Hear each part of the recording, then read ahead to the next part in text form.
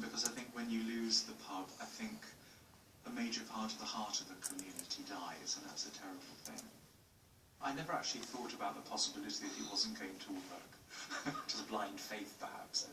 And so the community came up with its own plan to bring the Bevendine pub, now renamed the Bevy, back to life. We raised 50 grand in the end from selling shares. We kept shares at just a tenner because we wanted everyone, even if they were skint, to be part of this. And we got 700 members. We got more cooperative members of a pub than any pub in the whole country. The Bevy received help from the Plunkett Foundation, a charity that supports community-led businesses, and 130 grand in cold hard cash from the government. With all the money finally in place, the serious work of renovation began. Everyone was expected to lend a hand. I'm completely unskilled, and so I was doing sort of lots of things like sanding walls down and filling holes in the skirting board. But the main thing I did, I worked out I spent 7 hours sanding that bar down. And if anyone goes anywhere near it, if anyone wants to put a pint of beer on it, God help them, that's all I can say. The Bevy hopes to be a boozer with bells on. Our strapline has always been more than a pub. So we've got a pub, a cafe, a meeting room, an edible pub garden. You know, we know to survive, we need to be more than just a few guys coming in and having a drink. We need to be multifunctional, offering different services for everyone. I always feel that any community deserves a decent church and a decent pub.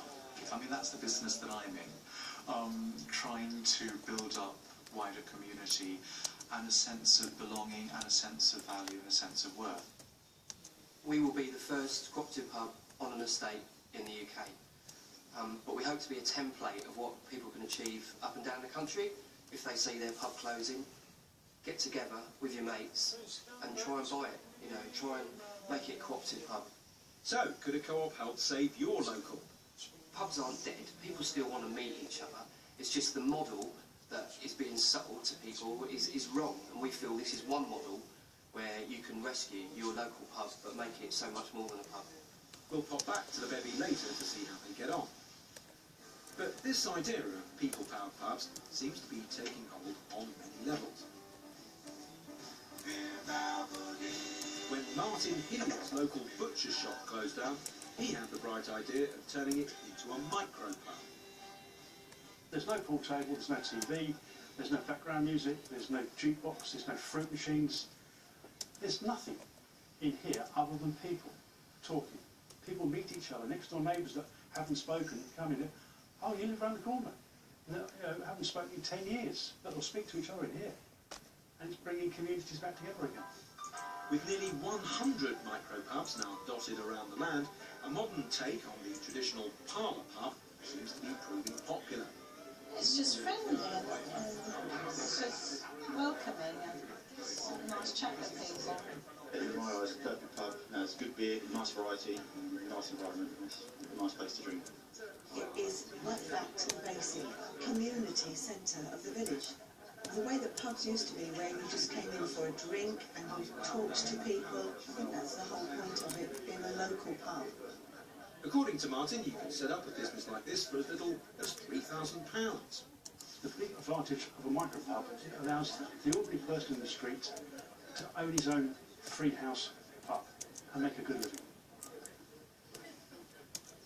There's a bit of a beer revolution going on at the moment, actually, because in the last 12 months, more than 170 new breweries have opened, which means we now apparently have more of them than at any time since the 1930s. And more breweries means more beer, of course, or to be precise, more types of beer. A huge increase in the popularity of real ale, especially among 18 to 24-year-olds, is giving a welcome boost to many pubs.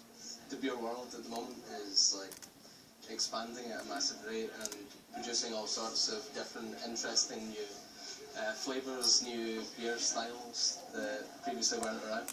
There's so many different types that there's something for everyone. Beer is not just one thing anymore, it's a million different styles. Okay, so this is the first of your newfangled beers. Yes. What's special about this one? So it's a very light, citrusy pale ale. It's just 3.5% by Burning Sky Brewery down in East Sussex. Okay. So you get a big citrusy fruit hit nice clean bitterness as well. Okay, so this is the future of beer, possibly. Let's Yeah. have a taste. You're sniffing it. It's Yeah. not wine. Yeah, no, honestly, swirl it, get your nose in there, just like you would with wine.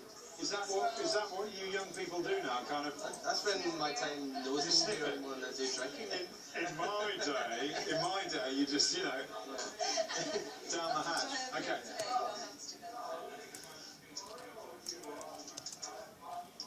It's beer, Jim, but not as we know it. I mean, there's lots of flavours going on in there. Once you taste this type of beer and you get this much flavor, it's hard to go back. I don't think you're going to taste something like this and say, oh, you know what, I really prefer the bland, flavorless beer because it's cheap. This is people rediscovering pubs. If you think about going out for a meal and trying different dishes, different wines, there's no reason why you can't take that to the pub and have just as good an experience by trying different beers.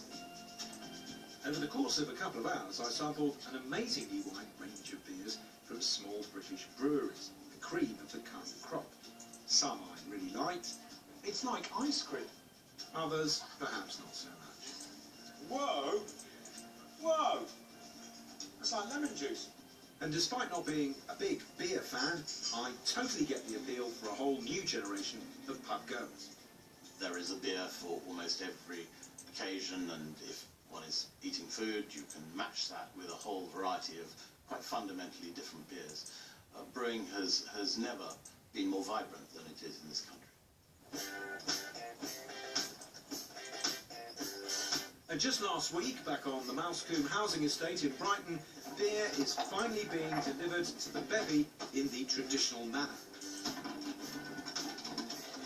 4 years, our graft seems to have paid off the local community. So, in celebration, here's a proper Church of England blessing. So, Father, we ask you to bless this pub and community cafe, so that all who meet here, who eat and drink here, may find friendship and a sense of belonging. Amen. I'm prepared to be sorry.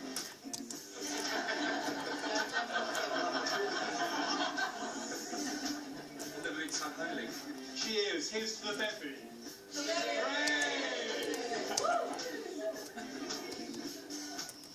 If you'd like more information on tonight's programme, please visit our website at itv.com/tonight. Now, earlier this month, we broadcast a film about homelessness, and we've had a